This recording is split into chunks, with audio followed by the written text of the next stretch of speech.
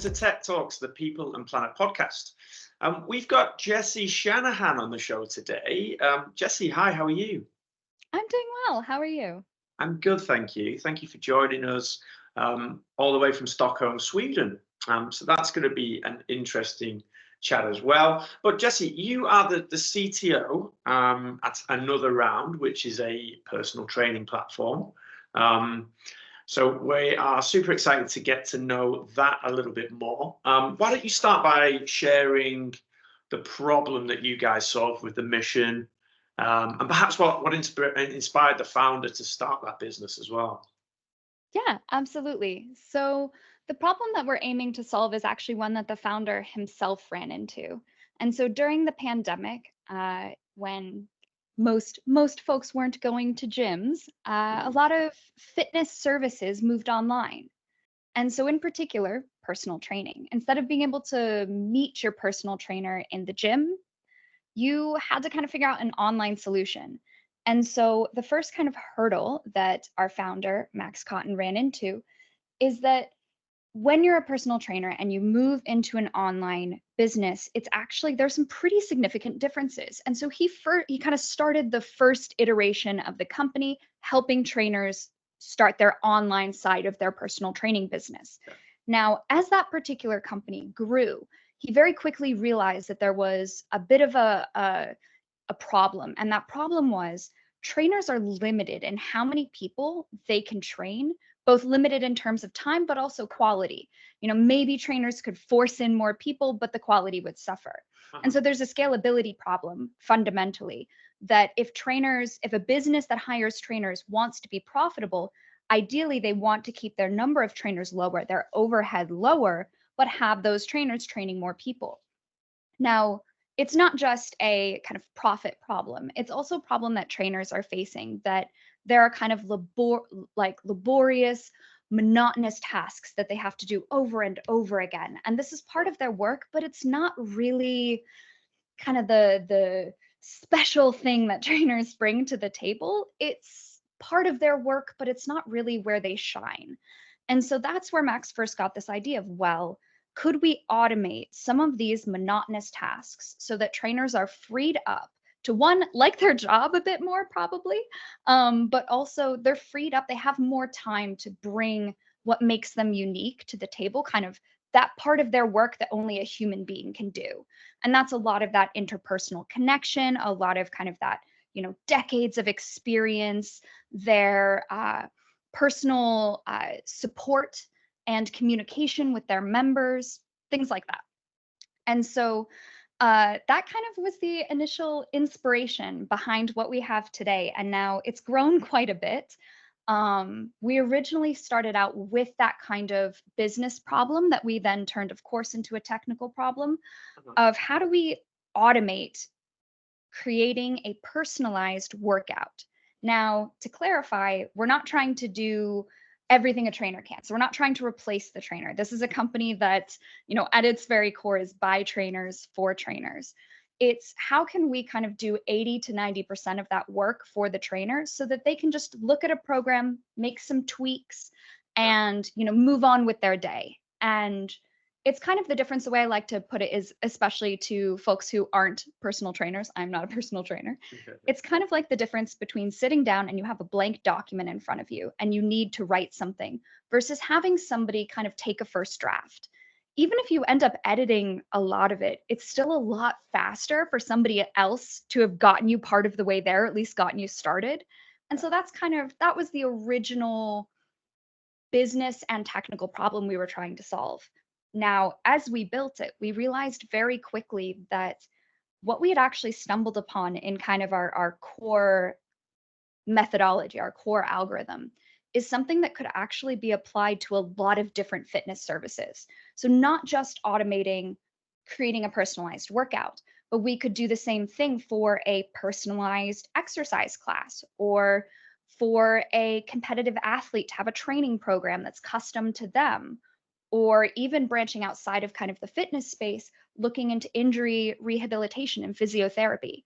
So there are a lot of possible applications for this because when we initially built kind of that core algorithm, we kept it generalizable.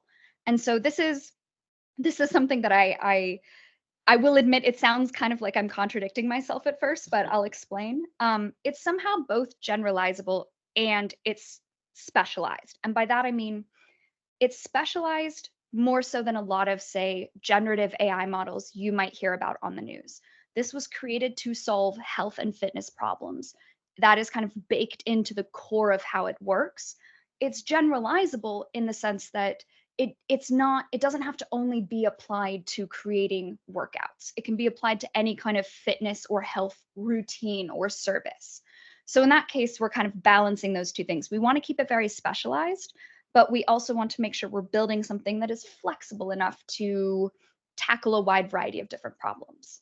And so yeah, that's our product. Love it. Okay, great. And look, we're going to talk a lot about the machine learning algorithm and things like that, I'm sure. But it's I speak to a lot of different companies, not specifically within your space, but that are solving other problems with AI for good. Specifically within healthcare or the environment, or lots of other companies that come on this show and talk about their AI for good products. How does yours work in particular then? How does the AI and the ML work to solve that problem, and what does the actual product look like? It's a mobile product, right? Well, so we have a mobile app that's kind of on our B2C side, but the actual product is a little bit flexible. So if a company already has an app, we can integrate it as an API. But we're also working on kind of a platform, a front end for the smaller enterprises that might not have their own tech team. So they might not have kind of the wherewithal to be able to create an app. So we're working on a front end component to it to help those kinds of customers. But yeah, to break down more broadly how it works, I think there are a couple of key concepts. And one is that whenever I'm talking about sort of the product as a whole, I personally like to steer away from using the term AI because I've found that with all of the hype and the marketing and the news around it, there's a lot of misinformation out there. And I understand that companies need to leverage that to get publicity and to get investment and whatnot. But I also want to be really clear with people so that they kind of understand what it is that our product does. And so I like to call it more conscientious automation. Okay. And there's two core components to this.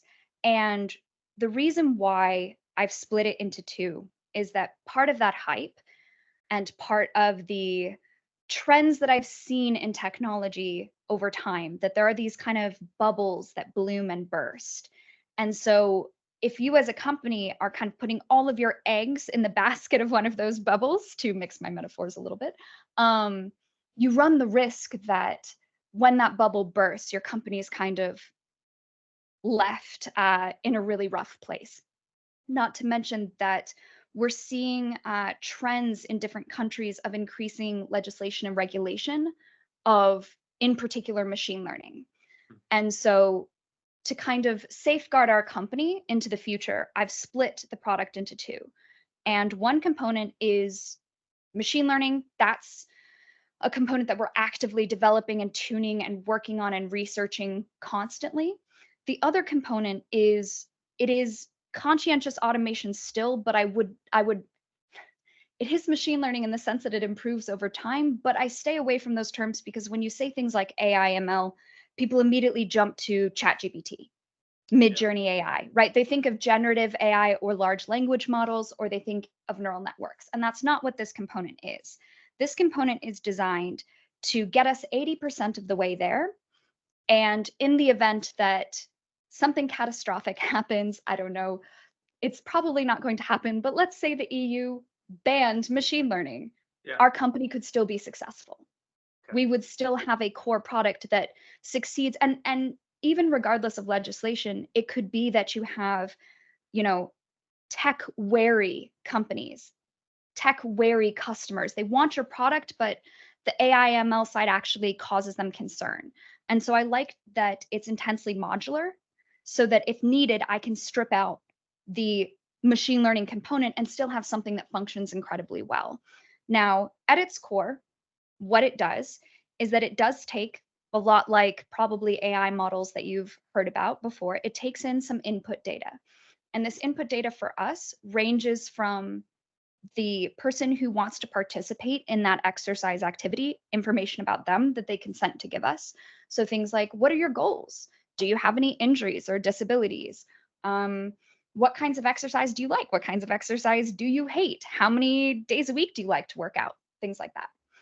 And then there's also information about the gym or the exercise location. And this is really important because if we were to create some kind of routine, a human trainer would actually sit down and they go, well, these two machines are really far apart in the gym, and I don't want to have my member running back and forth between them and wasting all this time in their workout. So it's something that human trainers take into consideration as well. So we use the layout of the gym, the available equipment, also what pieces of equipment are kind of in high demand, because as any kind of beginner in the gym might know, there's gym etiquette. And if you sit there and you take up a high value machine for hours on end, people are going to be quite cross with you. So we take all of those things into consideration as well. And then the output is a personalized program, and that's given to a trainer, and they look at it, they can swap out exercises, they can remove them, they can add them. Our goal on the tech side, at least, is to get to a quality where only 1 to 2 changes per workout are needed, if at all. Because again, I don't think we can ever fully replace a trainer. A trainer is going to have that knowledge of when to bend and break the rules, so to speak. And from a risk perspective, whenever you're telling somebody to do a fitness activity, there's risk involved. And so we also don't want to have this kind of straight to member solution because there is a lot of risk in prescribing certain kinds of exercise. So either you fully mitigate that risk and then you end up with very generic milk toast workouts that nobody really wants to do because all the fun stuff's taken out, or you end up with a lot of risk that someone might get injured because you're telling them to do kind of a complex movement and they might not be ready for it. So that's another reason that we keep that human in the loop. And my experience of personal trainers as well is that, not every day, if you turn up to one session, you're going to be feeling exactly the same as what you were the last session. And only a person would be able to empathize with how you're actually feeling at that specific time to get the most out of that session. So they may be able to make some little tweaks here and there for you to still to maximize how you're feeling at that specific time. And I think that's really important. To clarify, your tech gets you 80% of the way there. It's not to replace the human element. Exactly. It's to help. And I think that's super important. Yeah, I think it's critical, right? That I do believe, that there have been plenty of studies showing this, that human in a loop not only builds trust, which is kind of one of the cornerstones of tech adoption, but it also leads to better results. And so I truly believe that at this point in kind of humanity's journey, no one is going to feel accountable to a chatbot. They're not going to feel accountable to a machine. And so that's, and not only that, I really don't think the tech is there to be able to automate some of these more risky kind of areas without a human in the loop. And so it's both for accountability, but it's also kind of a way to have oversight in what kinds of things we're giving to kind of the everyday person. Got it. What about you then, Jesse? What's your story? I'm interested to learn a little bit more about your background. When we've talked previously, we've talked about something called ethical AI. I'm keen to explore that a little bit more with you. And what's the place in the fitness industry for that? Yeah, absolutely. So my background's a little bit weird. I went to the University of Virginia, where I studied North African linguistics, and I minored in philosophy with a focus on ethics. Big surprise. And then I kind of had a quarter life crisis and decided to massively switch my career, and I went to graduate school for astrophysics. So complete major switch. After leaving grad school, I worked as a data scientist, and really what my focus area was in building my data scientist career was in AI ML for good. And specifically, I was focused on humanitarian aid and disaster response applications. So I did a lot of, satellite computer vision type models, resource allocation and optimization models. I actually was one of the folks who, for better or worse, created some of the models for the White House during the pandemic on optimizing the usage of PPN. So yeah, I went through a lot of different fields in that because I think humanitarian aid and disaster response can cover a lot of different bases. And then I moved to Sweden. I'm from the US to continue working for a startup with a focus on AI for good. And then they were acquired, and I didn't want to continue working for the company that they had been acquired by. And so one of my former clients was Max, the CEO of Another Round, and he made me an offer, and I very happily jumped ship. I'm really excited about what we're doing in particular because of the AI for good passion that I have. I think that, this is a space that it's really ready for improvement. It's really kind of primed for technology to kind of make its headway. But I think whenever you have a space like that, that's kind of on the cusp of this sort of technological transformation, it's incredibly important that that's done in a very conscientious way. And that's why I think that you need companies and you need leaders who have a deep focus and commitment to ethics kind of leading the way, because otherwise it's far too easy when you're dealing with human data and human routines and health adjacent data, especially. The kind of risk for, at best, harm, at worst, abuse is quite high.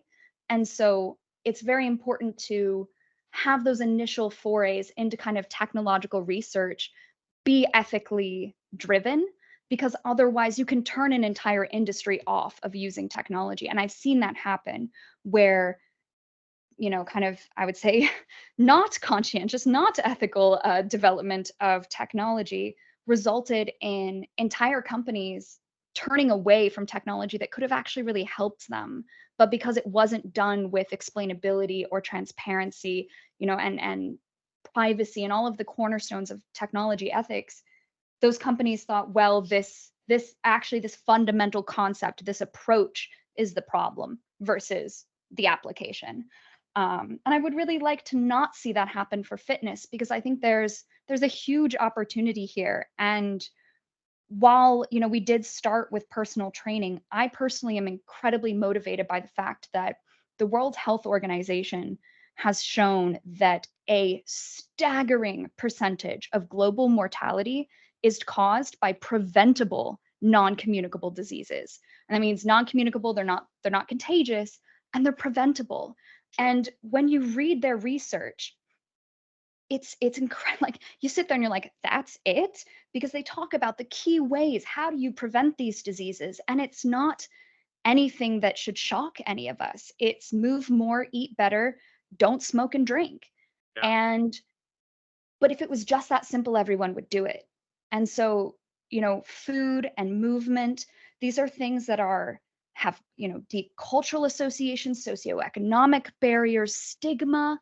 I think a lot of times you have, say, 20% of the world's population who have a disability not feeling that they can go into a gym and be represented, or they can't go into a gym and feel welcome, or feel that there's a program that could be created for them. And this is something I've experienced firsthand, both as I have a joint condition and have had really bad experiences with personal training, as well as my mother, who, is recovering from a stroke. And I've seen her kind of being pushed in the gym to do movements that she's not physically able to do, but she would get incredible benefit from regular gym attendance. And so I want to create a product that helps people in that way. That is kind of the core. While yes, of course, we have a business problem we're trying to solve, that's the moral problem. That's the ethical drive that I have, is let's look at how we can prevent this non-communicable disease mortality that is such a depressing percentage of global mortality. And while we're doing it, I want to create something that my mom could use. I want to create something I could use. You have those stats about the preventable? Yes. I mean, now that of course I'm I'm in the hot seat. I'm putting you on the spot there. Yeah, no. So I mean, fact check. If I recall, I believe it's 70% of global mortality is preventable non-communicable diseases. It's just crazy, isn't it? I mean, and you're not just when you help people have the capacity to move more, you're not just preventing global mortality, you're reducing the burden on healthcare systems. Yeah. And that, especially in the wake of the COVID-19 pandemic, that is an ongoing problem.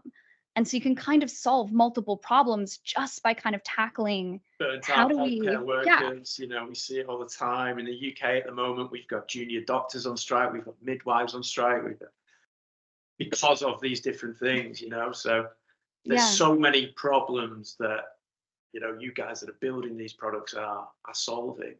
And I can see that it's super, super passionate for you just by the way that you're speaking about it. So what does a day look like for you then? You're the CTO here, give us a little snapshot. A lot of the people that listen to this will be technically minded. Mhm. So it'd be great to share your insights in what you do on a day-to-day basis.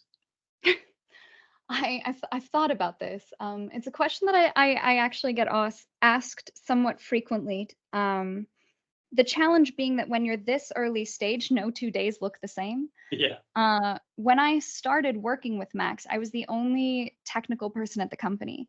And Mhm. so that meant that while yes, my role on paper was CTO, I was lead and only dev. I was IT help desk on top of, managing kind of pursuing investment, meeting with our key stakeholders, meeting with our board of investors, creating our policies. And also, if someone couldn't sign into Slack, I was the person that they came to. Um, and so I was wearing basically, if it had anything even adjacent to technology, that was my job. Now, thankfully, as we've grown, I've been able to hand off some of those tasks. And so a lot of my work now, while I'm still involved hands-on with the development, there's also some really important strategy and road mapping and policy work that I need to do as well. Because while I wish my job sometimes was only about just building this really cool product and I could just sit in my home office and listen to music and code all day, the reality is that we're trying to build a product that's built by people, used by people, for people. And I mean, that might seem obvious, but there are a lot of potential obstacles and issues that kind of arise along the way. How do I ensure, as the technological leader of this company, that the core ethics and values that I'm setting down for our tech teams are carried through in how we develop our technology, how we research it, how we communicate and market it, how we interact with our clients, how we close our deals. Now, those types of things you might feel, oh, isn't this sales? Isn't this business? But because we're selling a piece of technology as our core offering, that means that any kind of conversation about our product involves technology. Yeah. And so I think it's, again, like I kind of alluded to at the start of this, I understand the reasoning behind AI hype, and I know that in a lot of times it's coming from this place of enthusiasm for an emerging technology. And emerging, I'll put maybe in scare quotes because it's been around a lot longer than people realize, but emerging at least into the public eye, perhaps. Yeah. But really, I think that it's incredibly important to, yes, you can be enthusiastic for a new technological methodology, but it's incredibly important to not misrepresent it and to kind of pierce through a little bit of the buzzwords, demystify it a bit for the everyday person, because I do fundamentally believe that people should, while they don't need the skills to build it, they do need to understand how their tools work. What is it doing with their data? What data is it collecting? What rights do they have around that data? And also, as an international company, what are the regulations in every country that we have business deals? And how do we stay not only compliant to the legislation, which in a lot of places kind of represents the bare minimum, but how do we also ethically do our part to not just satisfy the bare minimum, but ensure that we're earning and preserving our users' trust. Yeah. It's a big job. Yeah, it's a lot. Yeah, it's and it's funny too, because sometimes it really is, it's everything from that kind of big picture thinking where I'm sitting there just going to stare at a wall for a few hours and think, all the way to, hey, our marketing manager wants to put out this post on LinkedIn. Can you just take a look at it? Or needing to speak with people and say, no, really, we don't need to anthropomorphize AI. Please stop calling it a robot. And everything in between. I still wear a lot of hats and actually kind of like that. I never get bored. You can tell that as well. You can actually tell that you like it. Yeah, I do. I mean, I think that I'm the kind of person, especially I have ADHD, and it means that my brain is constantly craving new experiences. And if I'm doing the same thing day in and day out, I get bored pretty easily. And so having lots of different hats, lots of different projects that I'm working on, while I can sometimes get a little bit tired, it definitely keeps me from being bored. Sounds awesome. What comes next for another round then? Anything exciting that you can share before we leave? Yes. So another round is going to remain our B2C brand. And so Okay. that's going to be the mobile app that you can find on the App Store or the Play Store. And we're going to kind of continue to grow that mostly as a place for us to get user feedback and to really hear from kind of the everyday person how we can serve them better. But really, the core of the business is shifting to our B2B. And we've realized that we need a brand. We need to actually separate the two and keep them distinct. And so, coming soon, we will be unveiling our B2B brand and also our core product with a wonderful name, as I am hopelessly deficient in naming things. So, thankfully, we are outsourcing that task to creative individuals. I am the worst at naming things. So yeah, that's up and coming, and I'm incredibly excited for that launch. And do you have timescales on that? Yeah, I think we're looking at mid-June. Awesome. Exciting times ahead. Yes, very. Jesse, thank you so much for joining us. That's all we've got time for. Guys, this is Jesse Shanahan, the CTO of Another Round, and soon to be something else as well. Thank Jesse, you so much thanks for very having much. me. Yeah, thanks.